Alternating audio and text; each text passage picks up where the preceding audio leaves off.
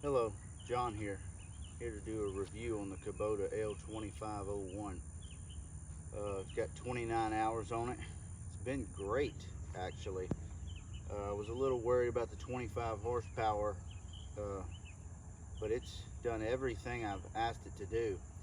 The only place that I don't want to use the word lacking, so I'll use the word maybe, I don't know, noticeable that it's not a 50 horse tractor would be on the rotary cutter. But even with my 5-foot medium duty rotary cutter, it still does good.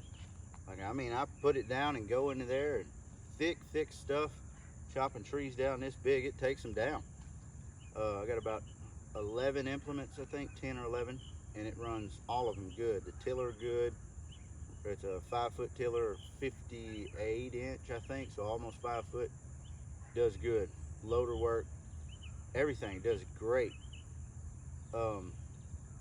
One thing people should know if they're first-time tractor buyers like me is that a lot of people will tell you whatever tractor you think you need, buy 2 sizes bigger. I don't think I agree with that if you're a homeowner. Now, if you're agriculture, maybe that's true. But the only problem that I have noticed that I've had with this thing is quite often I just want to do a little job, just pick something up and move it around. And if it's anything other than bone dry outside, I'll tear up my yard. And maybe it wouldn't be like that if I had R4s, but I like that grip, you know. So those of you that's first-time tractor buyers and you're just homeowners, you might want to maybe get like a LX2610 or even a B2601. You'd be surprised what that B2601 will do. It's a little mighty mouse. I wouldn't go down to the BX. You know, depending on your application, some people it might be good for, but I wouldn't go down to the BX because you can't control the 3-point as well. You don't have a position. You just have to bump your hydraulic and try to get it right. You don't have numbers, you know, the position control. Other than that, this thing has been great. I bought it. It's got 30 hours on it. I bought it a little over a year ago, and I bought it right before I bought this property, and this property was in bad shape. And I mean, I got her whipped into shape with only 30 hours on the tractor.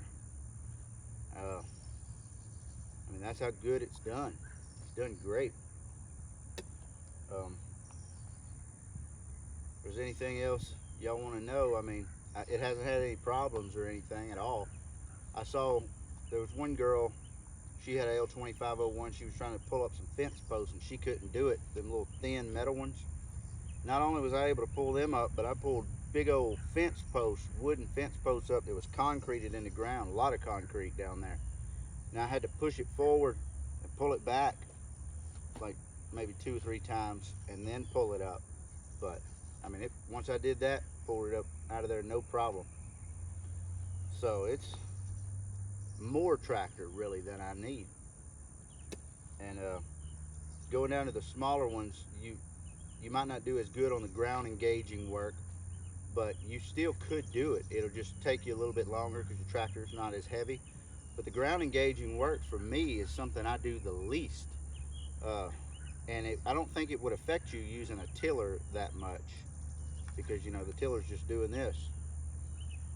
So yeah, if I had it to do over again, I'd probably buy either the B2601 or the LX2610, just because I wouldn't rut up my ground so bad when it's wet. But other than that, I love this thing. Been great. Yeah, if y'all want to know anything else about it, just let me know. All right, thank you.